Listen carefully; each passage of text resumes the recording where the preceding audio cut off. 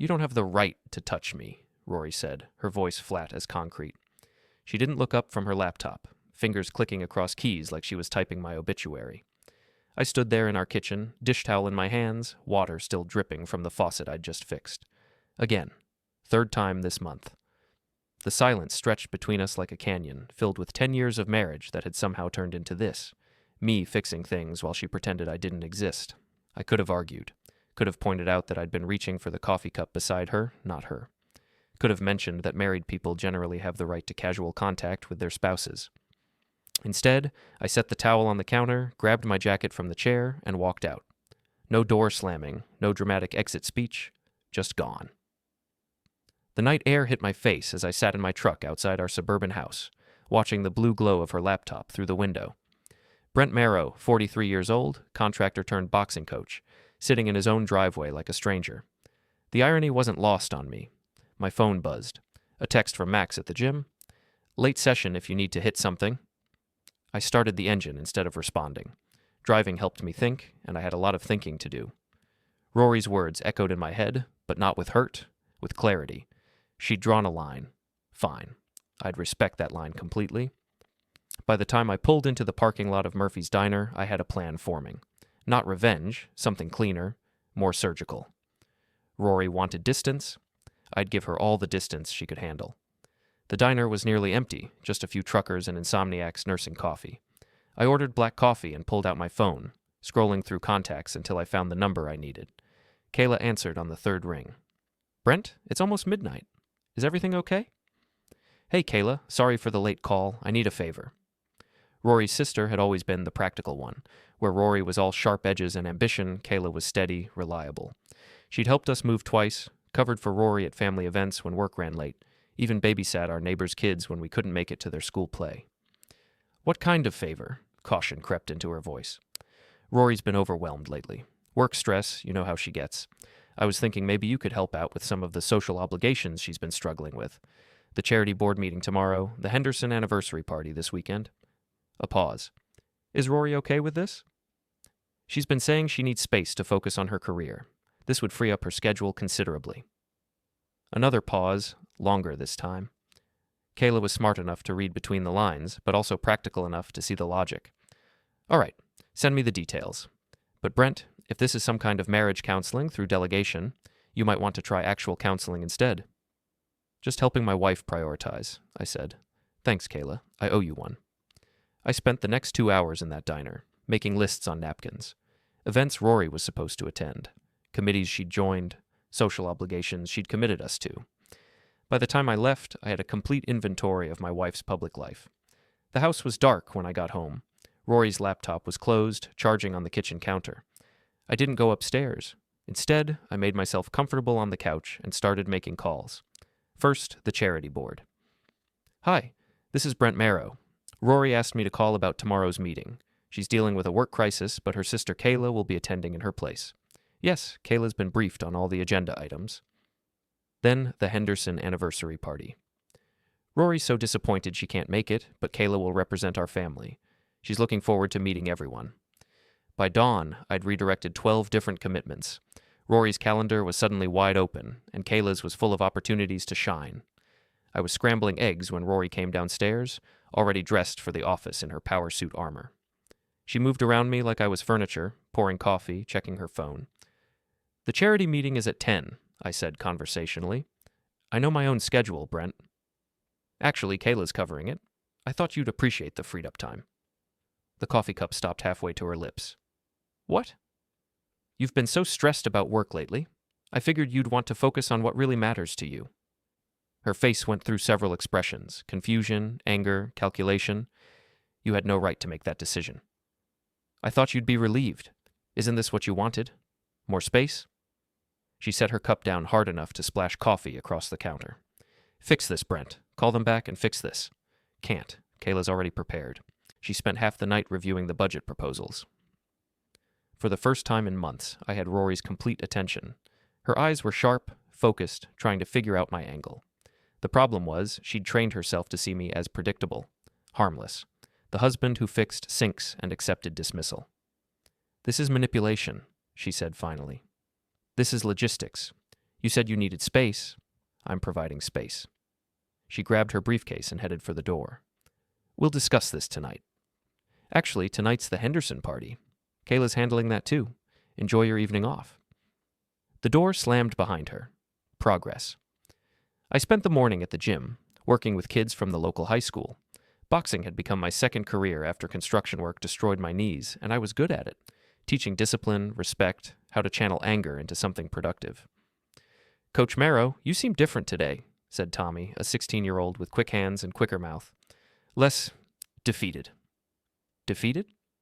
My mom says married men always look defeated, like they're apologizing for existing. Smart kid. What else does your mom say about marriage? That women marry men hoping they'll change, and men marry women hoping they won't. Both end up disappointed. I held the heavy bag while Tommy worked combinations. Your mom sounds like a philosopher. She's divorced. Same thing, I guess. At noon, my phone rang. Kayla. Brent, I'm at the charity meeting. Where's Rory? Working. How's it going? Fine, but everyone keeps asking about her. Mrs. Patterson wants to know if she's feeling all right. Tell them she's focused on a big case. Career woman, you know how it is. The budget discussion is more complex than you made it sound. I might need to table some decisions until I can research them properly. Perfect. That shows careful consideration. Rory sometimes rushes these things. A pause. Brent, what exactly are you doing? Helping my wife manage her time more effectively. By having me replace her? By having someone competent handle responsibilities she's been neglecting anyway. Another pause. She's going to be furious. Probably, but she'll also be free to focus on what she claims is most important, her career. And if she wants these responsibilities back, then she'll have to ask nicely. Kayla laughed, short and sharp. You know, I've been covering for Rory since we were kids. Maybe it's time people noticed. Maybe it is. The afternoon passed quietly. I worked on lesson plans for my boxing classes, fixed Mrs. Chen's garage door next door, and prepared for the evening's entertainment. Rory came home at 7, earlier than usual. She found me in the kitchen, making dinner for one. How was the meeting? I asked without looking up. I wouldn't know. I wasn't there. Right. How was work then? She slammed her briefcase on the counter. Cut the act, Brent. What's this really about? I turned to face her, noting the flush in her cheeks, the tight set of her jaw. Anger looked good on her. It was the most animated she'd been around me in months. It's about respect, I said. You made it clear last night that you don't want me touching you. Fair enough, but respect goes both ways. So you're punishing me by embarrassing me in front of my friends? I'm helping you prioritize. You've been complaining about being overwhelmed. Now you're not. By having your sister take over my commitments? Your sister, and she did a great job from what I hear. Mrs. Patterson was impressed with her preparation. Rory's face went pale. Mrs. Patterson was the charity board president, a local socialite whose opinion carried weight in our small community. Kayla doesn't understand the dynamics of these organizations. She understood the budget well enough to catch the error in the foundation disbursement, the one you missed last month. That hit home. Rory prided herself on her attention to detail, but lately she'd been distracted. By work, she claimed. By other things, I suspected. I want my commitments back. Then you'll need to discuss it with Kayla. She's taken over coordination. She works for the school district. She doesn't have time for all this. She made time. Funny how people can rearrange their priorities when something matters to them. Rory stared at me like she was seeing a stranger. Good. Maybe she was. This isn't like you, Brent. Maybe you don't know me as well as you think. She grabbed her phone and headed upstairs. I heard her voice through the ceiling, sharp and urgent. Calling Kayla, probably, or someone else. I finished my dinner alone, cleaned the kitchen, and settled in to watch the game. Around 10, I heard her come back downstairs. Kayla won't give them back, she said from the doorway. Huh. She says she's already committed to the Henderson party tomorrow and the charity auction next week. Sounds like she's taking her responsibilities seriously. She's my sister. She's her own person. Maybe she likes being appreciated for her contributions instead of being taken for granted. Rory stood there for a long moment, and I could practically hear the gears turning in her head. She was a lawyer, trained to find leverage, to identify weaknesses and exploit them. The problem was, she'd never had to strategize against me before. What do you want, Brent? I looked up from the television. I want you to have everything you've asked for. Space, distance, freedom to focus on your career without distractions. And what do you get out of this? Peace and quiet. She went back upstairs without another word. I heard her on the phone again, voice low and urgent, probably calling her work friends, trying to figure out how to spin this, how to regain control of a situation that had slipped through her fingers. The thing about control is that it's mostly illusion. People let you control them because it's easier than fighting, or because they love you, or because they haven't realized they have other options. Take away those reasons, and control evaporates like morning mist. I'd spent 10 years being controlled by someone who'd stopped loving me, stopped appreciating me, stopped seeing me as anything more than a convenient appliance. Last night, she'd made it clear that even basic human contact was unwelcome. Fine. Message received. But if she wanted distance, she was going to get more distance than she'd bargained for. My phone buzzed, a text from Kayla. Rory called. She's upset. I typed back. Are you okay with continuing to help? Actually, yes. These people are interesting, and they listen when I talk. Good. Enjoy the Henderson party tomorrow. What's your endgame here, Brent? I stared at the question for a long time before answering. Respect. The Henderson anniversary party was held at the country club, one of those events where our small town's social hierarchy was on full display. I'd attended dozens of these things over the years, standing beside Rory as she worked the room, making connections, building her network. Tonight, I went alone. Not entirely alone, actually. I arrived just as Kayla was getting out of her car, wearing a navy dress I'd never seen before and carrying herself with newfound confidence. You clean up nice, I said, offering her my arm. Thanks. I borrowed the dress from my friend Lisa. Figured I should look the part. What part is that? Responsible family representative. Isn't that what you called it? We walked into the club together, and I watched the room's reaction. Conversations paused, heads turned. The absence of Rory Mara was immediately noted and filed away for future gossip. Brent, Kayla. Mrs. Henderson approached with her arms extended, embracing us both. How wonderful to see you. Where's our Rory? Big case, Kayla said smoothly. She was devastated to miss your special day, but she insisted I come to represent the family. Of course, dear. Work must come first. Though between you and me, that girl needs to learn to delegate more. I caught Kayla's eye. She was fighting back a smile. The evening progressed like a social experiment. People who usually spoke to Rory through me now engaged directly with Kayla. She handled questions about the charity board with competence, discussed local politics with insight, and remembered personal details about people's families that impressed everyone. Your sister-in-law is delightful, said Judge Morrison, a man whose approval carried serious weight in our community. Very thoughtful perspective on the school funding issue. She's always been the smart one in the family, I replied. Rory's brilliant too, of course, but sometimes brilliance needs to be tempered with wisdom, don't you think? I was thinking about that comment when my phone buzzed. Rory. Where are you? Henderson party, where you were supposed to be. I finished work early. I could still make it. Kayla's already here. She's doing great. This is my community, Brent. These are my relationships. Were. Past tense. The line went quiet for so long I thought she'd hung up. I'm coming over there.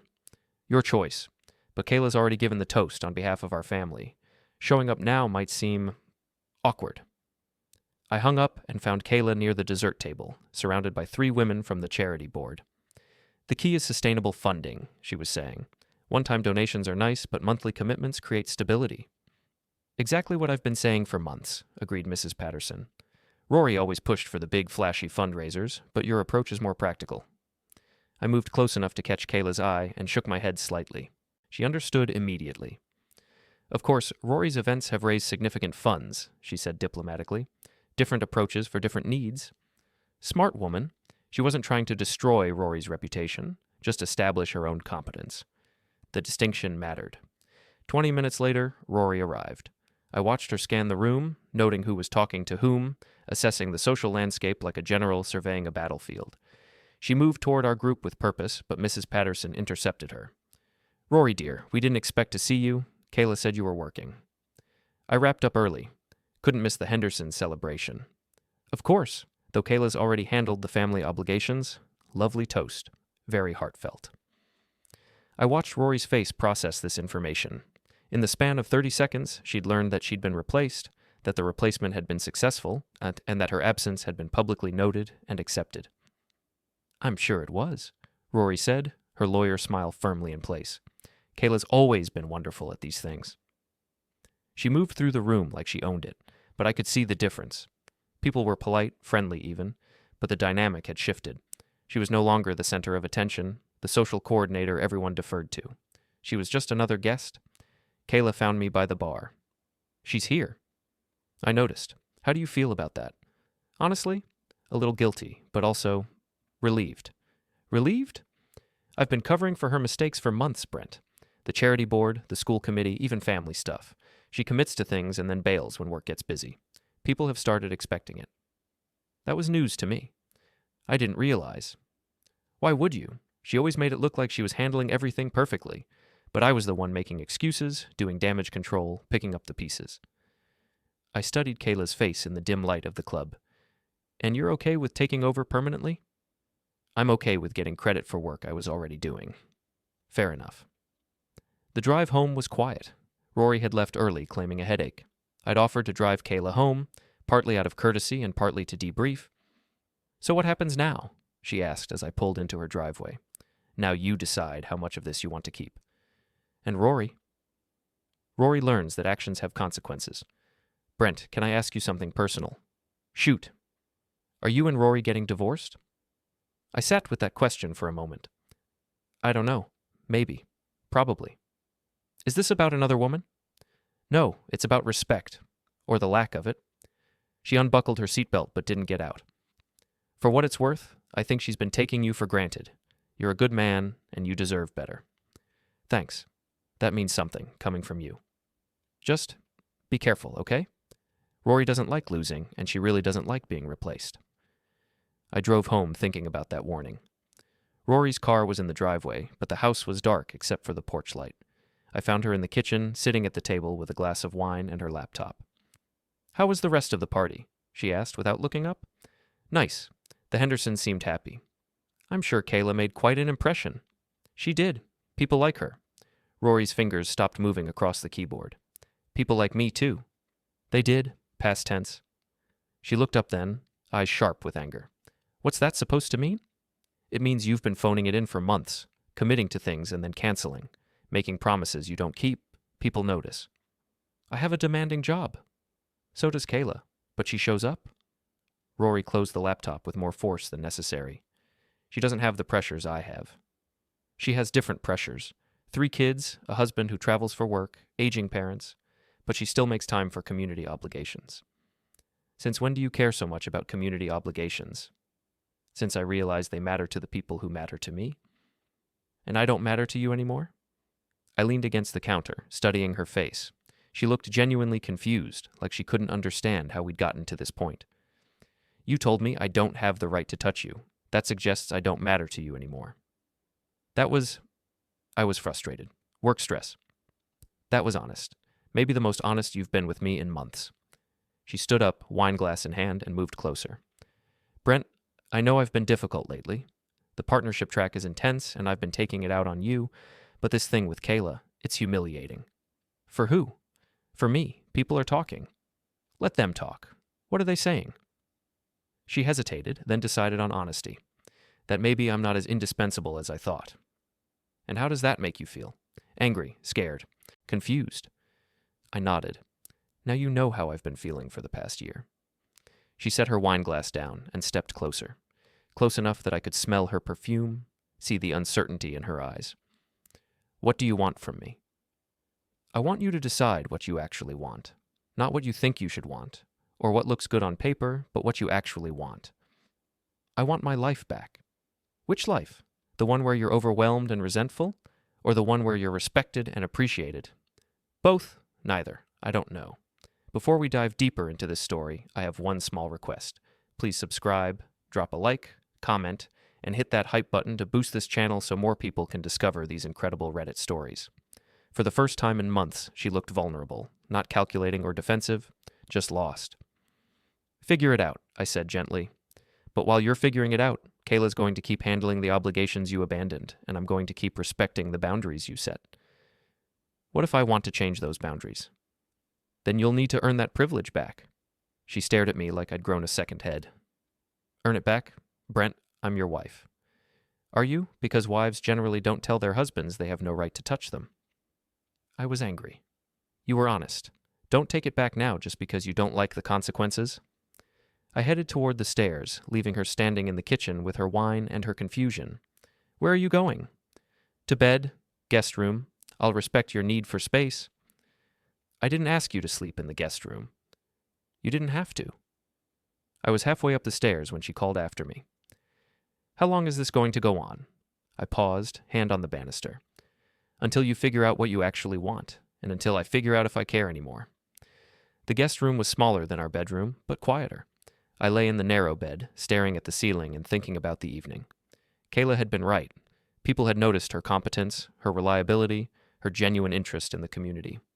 They'd also noticed Rory's absence, her pattern of broken commitments, her gradual withdrawal from the social fabric of our town. My phone buzzed. A text from Max at the gym. Heard Rory missed another event. Everything okay? I typed back, everything's fine, just some schedule adjustments. If you need to talk, you know where to find me. Max was a good friend, the kind who asked direct questions and accepted honest answers. But I wasn't ready for direct questions yet. I was still figuring out the honest answers. Another text, this one from Kayla. Thank you for tonight. I forgot how good it feels to be useful. Thank you for stepping up. Sleep well. One more thing, Rory called. She wants to meet for lunch tomorrow. I stared at that message for a long time. Rory was regrouping, planning her counterattack. She'd try to convince Kayla to step back, to return the social obligations and restore the previous order. Your choice, I typed back. But remember, you don't owe her anything. I know. See you soon. I set the phone aside and tried to sleep, but my mind kept turning over the evening's events. The look on Rory's face when she realized she'd been replaced, the way people had responded to Kayla's competence, the strange satisfaction I'd felt watching my wife struggle with irrelevance. Maybe that made me petty, maybe it made me vindictive, but it also felt like justice, in a small-town, social consequences kind of way. Rory had spent months treating me like I was invisible, irrelevant, unworthy of basic consideration. Now she was getting a taste of how that felt. The question was, what came next? I woke up to the smell of coffee and the sound of voices downstairs. Rory was talking to someone, her tone animated in a way I hadn't heard in months. I checked my phone, 7:30 a.m., early for social calls. I pulled on jeans and a t-shirt and headed downstairs. Rory was at the kitchen table with Jennifer Walsh, her closest friend and fellow attorney. They both looked up when I entered, conversation stopping mid-sentence. Morning, Brent, Jennifer said with forced brightness. Hope we didn't wake you. Not at all. Coffee smells good? I poured myself a cup and leaned against the counter, noting the papers spread across the table, legal documents by the look of them. Working on a weekend? I asked. Just some consultation, Rory said carefully. Jennifer's helping me think through some personal matters. Jennifer gathered the papers quickly. I should get going. Kids have soccer practice. She hugged Rory and nodded politely to me before leaving. I waited until her car pulled out of the driveway before speaking. Personal matters? I wanted to understand my options. Regarding? Our marriage, this situation with Kayla. What you're doing? I sipped my coffee, studying her face. She looked tired, but determined, like she'd been up half the night planning strategy. And what did Jennifer tell you? That what you're doing could be considered emotional manipulation, alienation of affection. There are legal remedies for spouses who engage in punitive behavior. Interesting theory. What punitive behavior would that be? Using my sister to humiliate me publicly, isolating me from my social connections, creating a hostile home environment. I nodded thoughtfully. And what did Jennifer say about spouses who refuse physical contact and declare their partners have no right to touch them? Rory's jaw tightened. That was a moment of frustration, not a pattern of abuse. Was it? Because from where I'm standing, it felt like the culmination of months of rejection, dismissal, and contempt. I never showed you contempt. Really? When's the last time you asked about my day, my work, my thoughts on anything that mattered? She opened her mouth to answer, then closed it again. When's the last time you thanked me for fixing something around the house? Or acknowledged that I contribute anything meaningful to this marriage? You're being dramatic. Am I? Kayla thanked me 3 times last night, for helping her prepare, for introducing her to people, for treating her like her opinions mattered. When's the last time you thanked me for anything? Rory stood up and paced to the window. I've been under a lot of pressure at work. So have I, but I didn't stop treating you like a human being. What I said the other night, I didn't mean it the way you're interpreting it. How did you mean it? She turned to face me. I meant I wasn't in the mood for intimacy. Not that you're not allowed to touch me ever. Then you should have said that. Words matter, Rory, especially words spoken in anger. Fine, I'm sorry. I spoke poorly. Can we move past this now?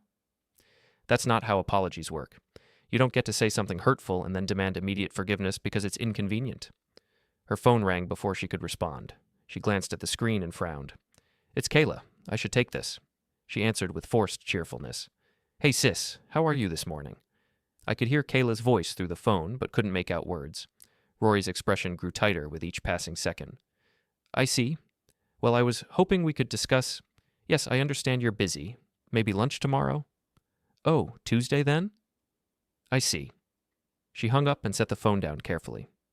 Let me guess, I said. She's too busy to meet. She's preparing for the charity auction. Apparently there are issues with the venue contract that need immediate attention. Issues you would have handled if you'd been paying attention to your responsibilities. I've been busy. So has she, but she's making it work. Rory sat back down, deflated. She's enjoying this, isn't she? Being the responsible one for once. Maybe, or maybe she's just good at it and people are finally noticing. She's always resented me. Has she? Or have you always assumed she did because it made you feel better about taking her for granted? Rory's phone buzzed with a text. She read it, and her face went pale. What is it? Mrs. Patterson. She wants to schedule a meeting with the new charity board coordinator to discuss long-term planning. The new coordinator being Kayla? Apparently. I refilled my coffee cup, processing this development. Mrs. Patterson was the kind of woman who made decisions quickly and stuck with them. If she was already thinking of Kayla as the permanent replacement, Rory's window for reclaiming her position was closing fast. You could call her, I suggested. Explain that there's been a misunderstanding. And say what? That I temporarily abandoned my responsibilities, but now I want them back? You could start with an apology for missing so many meetings. I didn't miss that many. 4 out of the last 6, according to Kayla. Rory stared at me. She told you that? She mentioned it, along with the fact that she's been covering for you with the school committee, the library board, and the neighborhood association. I didn't ask her to do that. No, you just stop showing up and let her handle the fallout. Rory buried her face in her hands. This is a disaster. This is consequences. Don't be smug, Brent. It doesn't suit you. I'm not being smug. I'm being honest. For the first time in months, I'm saying exactly what I think instead of what you want to hear. She looked up at me, eyes red with frustration. What do you want me to do? Grovel? Beg Kayla to give me my life back? I want you to figure out why you stopped caring about these things in the first place, and whether you actually want them back or just hate losing them. Of course I want them back. They're important to me. Are they? Because your actions suggest otherwise. My phone rang. Max from the gym. Coach, we've got a situation. Tommy Rodriguez didn't show up for practice yesterday, and his mom called this morning. Apparently he's been suspended from school for fighting. I'll be right there. I hung up and grabbed my keys. Where are you going? Rory asked. Work. One of my kids is in trouble. It's Sunday morning. Trouble doesn't take weekends off? I was halfway to the door when she called after me. We need to finish this conversation. No, we don't. You need to decide what you actually want, and I need to help a kid who's making bad choices. One of those things is more urgent than the other. The drive to Tommy's house gave me time to think about the morning's conversation. Rory was regrouping, trying to find a way to regain control of the situation. But she was approaching it like a legal problem, looking for leverage, technicalities, ways to force the outcome she wanted. That wasn't going to work. You can't litigate your way back into people's good graces or demand that they restore respect you've lost through neglect. Tommy lived in a small apartment complex on the wrong side of town. I found him sitting on the front steps, nursing a split lip and a bruised ego. Coach, Mom called you, huh? She's worried. What happened?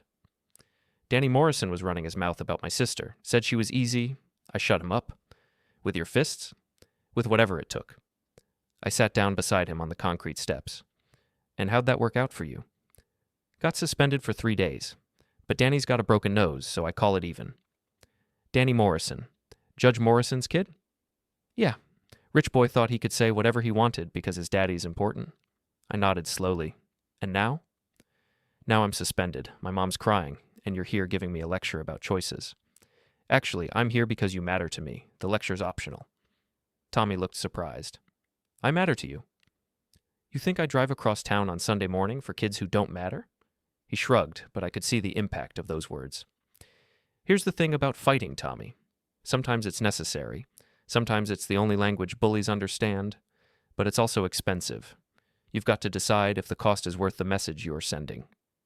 He disrespected my family. And now he knows better. Question is, what happens next? What do you mean? I mean, Judge Morrison is going to want payback for his son's broken nose, and you just gave him justification to make your life difficult. Tommy's face fell. I didn't think about that. That's because you're 16. 16-year-olds think about the next 5 minutes, not the next 5 months.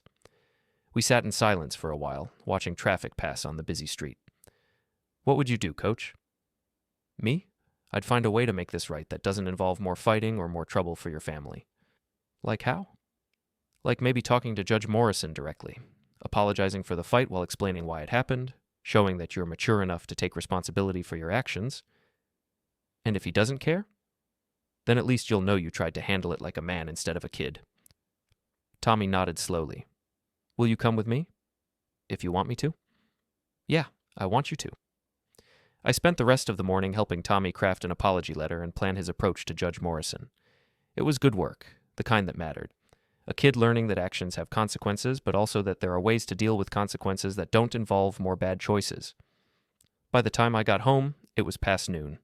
Rory's car was gone, but there was a note on the kitchen counter. Gone to lunch with Jennifer. We need to talk when I get back. R. I crumpled the note and tossed it in the trash. We'd already talked. What she wanted was to negotiate, to find some compromise that would restore her preferred status quo without requiring her to acknowledge the deeper problems in our marriage. That wasn't going to happen. My phone buzzed. A text from Kayla. Rory's been calling all morning. She's really upset. About what specifically? Mrs. Patterson wants me to take over the charity board permanently, and the school committee asked if I'd consider running for president next year. How do you feel about that? Honestly, excited. These are good people doing important work. I'd like to be part of it. Then be part of it. What about Rory? What about her? She's my sister. She's also a grown woman who made choices and is now dealing with the results. You don't owe her your opportunities. A long pause, then. Thank you. I needed to hear that. I set the phone aside and made myself lunch, thinking about Tommy and his situation with Judge Morrison. The kid had acted on impulse, defending his family's honor without considering the broader consequences. Now he was dealing with fallout that could affect his future. The parallels to my own situation weren't lost on me. I'd acted on impulse too, responding to Rory's rejection by systematically removing myself from her life. But unlike Tommy, I'd thought through the consequences. I'd considered the cost and decided it was worth paying. The question was, what came next? Rory came home at 4 o'clock, her face set in the expression I recognized as her courtroom mask. Controlled, determined, ready for battle. She found me in the garage, working on an old motorcycle I'd been restoring for the past 2 years. We need to talk, she said without preamble. I'm listening. I didn't stop working, just kept my hands busy with the carburetor rebuild. Jennifer thinks I should file for separation. Establish a paper trail of your behavior before it gets worse. Interesting strategy. What behavior would that be? Emotional manipulation, using my family against me, creating a hostile environment. I set down my wrench and looked at her. And what do you think? I think you're angry, and you're lashing out in ways that hurt both of us. You're right, I am angry. She blinked, clearly not expecting that admission. I'm angry that my wife treats me like hired help. I'm angry that she commits to things and then abandons them, leaving other people to clean up the mess. I'm angry that she's more concerned about losing face than about fixing what's broken. So, you decided to humiliate me publicly? I decided to step back and let you handle your own responsibilities. The fact that you couldn't handle them isn't my fault. Kayla wouldn't have taken over if you hadn't asked her to.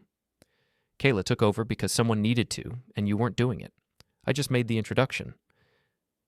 Rory paced to the workbench and back, her heels clicking on the concrete floor. I want her to step down. Then ask her to. I did. She refused. Then I guess she likes the work more than you did.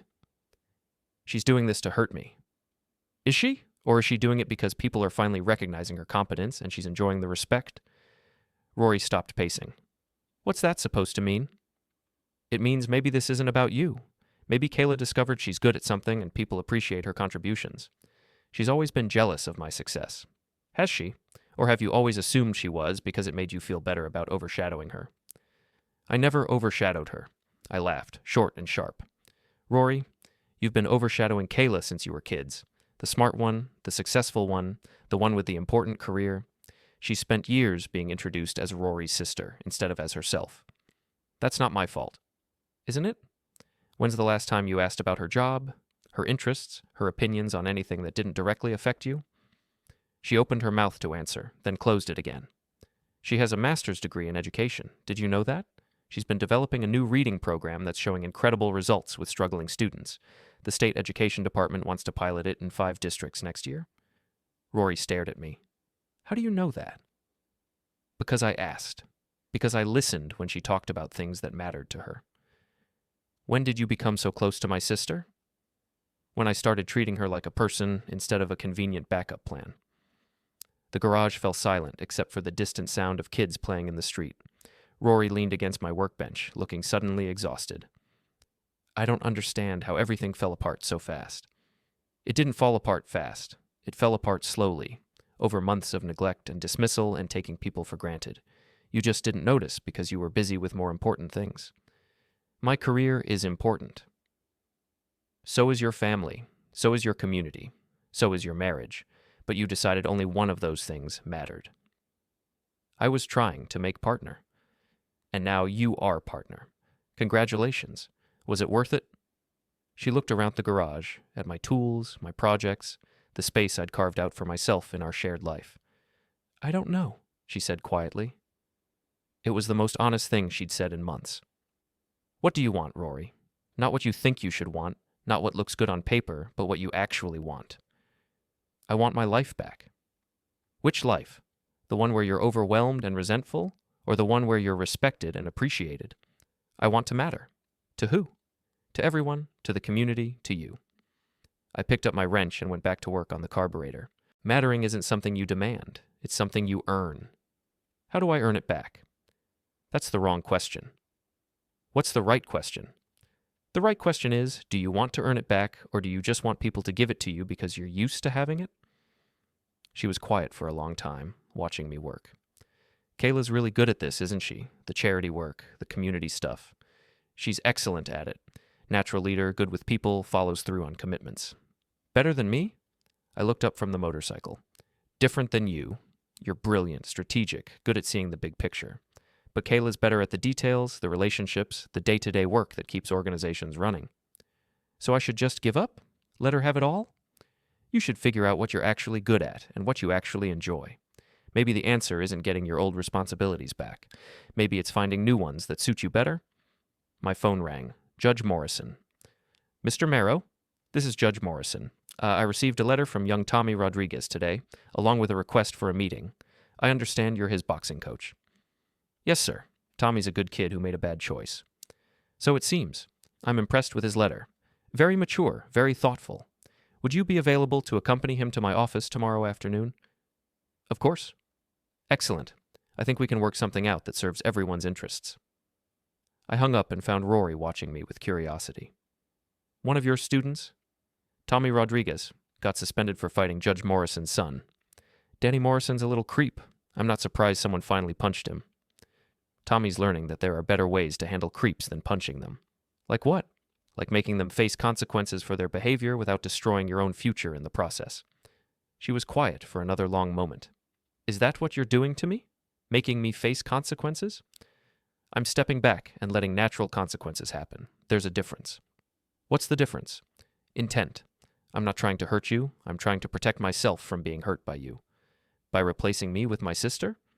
By removing myself from situations where I'm not wanted or appreciated. I want you. Do you? Or do you just want the convenience of having me around? She didn't answer immediately, which was answer enough. I need to think, she said finally. Good. Thinking is underrated. She headed toward the door, then paused. Brent, what happens if I can't figure this out? Then we'll both move on with our lives. And if I can? Then we'll see if there's anything left worth saving. After she left, I finished working on the carburetor and cleaned my tools. The motorcycle was nearly ready, just a few more adjustments and it would be roadworthy again. There was something satisfying about taking something broken and making it work, about the patience and skill required to restore function to damaged machinery. People were more complicated than motorcycles, but some of the same principles applied. You had to identify the problem, understand why it happened, and then decide whether it was worth the time and effort to fix it. My phone buzzed. A text from Kayla. Mrs. Patterson officially asked me to take over as charity board president. I said yes. I typed back, "Congratulations, you'll do great." Rory's going to hate this. Probably, but that's not your problem.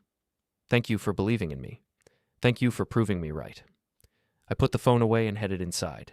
The house felt different now, less like a home and more like a way station, a place where two people happened to sleep under the same roof while living separate lives. Maybe that's what it had always been, and I'd just been too comfortable to notice. The next morning, I met Tommy at Judge Morrison's office. The kid was nervous but determined, dressed in his best clothes and carrying himself with newfound maturity. Judge Morrison was a fair man, stern but not cruel. He listened to Tommy's apology, asked thoughtful questions about the incident, and outlined the consequences: community service at the youth center, a formal apology to his son, and anger management counseling. "I'm also recommending that you continue working with Coach Marrow," he said. "Boxing is good discipline, and you clearly respect his guidance." "Yes, sir. Coach Marrow's been really helpful." After we left the courthouse, Tommy was quiet for several blocks. "Coach, can I ask you something?" "Sure." "How'd you know he'd be fair about it?" "Because fair people usually respond well to honesty and accountability. Judge Morrison's reputation is built on being fair." "What if he hadn't been fair? Then we'd have dealt with that too. But giving people a chance to do the right thing is usually worth the risk." Tommy nodded thoughtfully. "Is that what you're doing with your wife? Giving her a chance to do the right thing?" "Smart kid." "Something like that." "What if she doesn't?" "Then I'll deal with that too." That evening, I came home to find Rory in the kitchen, cooking dinner. Actually cooking, not just reheating takeout. The smell of garlic and herbs filled the air. "Smells good," I said. "Chicken marsala, your favorite." "I remember." She'd set the table with our good dishes, lit candles, opened a bottle of wine. It looked like a peace offering, or maybe a negotiation tactic. "What's the occasion?" "I've been thinking about what you said, about earning things instead of demanding them. And I want to try. To earn back your respect, our marriage, whatever's salvageable." I sat down at the table, noting the effort she'd put into the presentation. "What does that look like to you?" "I don't know yet, but I know it starts with acknowledging that I've been selfish, dismissive, taking you for granted. That's a start." She served the chicken, poured wine, sat down across from me. "I called Kayla today." "How'd that go?" "Better than expected. I apologized for trying to pressure her into giving up the charity work. Told her I was proud of how well she's doing." "How'd she respond?" "She cried. Apparently she's been waiting years for me to say that." We ate in comfortable silence for a while, the first peaceful meal we'd shared in months. "I also called Mrs. Patterson," Rory said eventually. "That was brave." I apologized for my inconsistency and asked if there was any way I could support Kayla's work. She suggested I might help with the legal aspects of the upcoming fundraiser. "Behind-the-scenes work, instead of being the face of the organization?" "Exactly. It's humbling, but maybe I need some humbling." I studied her face in the candlelight. She looked different, less guarded, more uncertain, but also more genuine than she'd been in months. "What changed?" I asked. I realized I was about to lose everything that actually matters while fighting to keep things that only matter to my ego. "And now?" "Now I'm hoping it's not too late to save what matters." I reached across the table and took her hand. She didn't pull away. "It's not too late," I said, "but it's going to take time, and work, and probably more humbling than you're comfortable with." "I know. And I'm not sleeping in the guest room anymore. We're married, and married people share a bed, even when they're working through problems." She squeezed my hand. "I'd like that." "Good, because I missed you, even when I was angry at you." "I missed you too. I just didn't know how to say it." We finished dinner and cleaned up together, moving around each other in the kitchen with an ease we'd lost somewhere along the way. It wasn't perfect. There were still unresolved issues, still work to be done. But it felt like a beginning instead of an ending. Later, lying in our own bed for the first time in weeks, Rory turned to face me in the darkness. "Brent, what you did, with Kayla, with stepping back, it was brilliant. It was necessary. You could have fought me directly, argued, demanded, made ultimatums. That wouldn't have worked.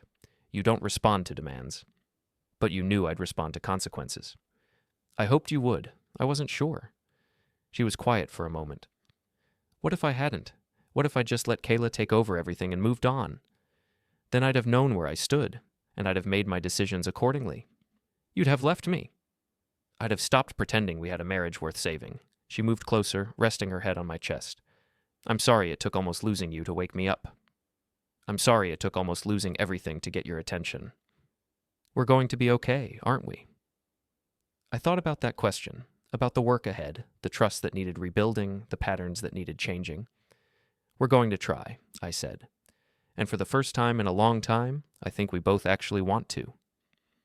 Outside, the wind picked up, rattling the windows and reminding us that storms pass but leave changes in their wake. Some changes are damage that needs repair, others are improvements that needed to happen. Time would tell which category we fell into. For now, it was enough that we were both willing to find out.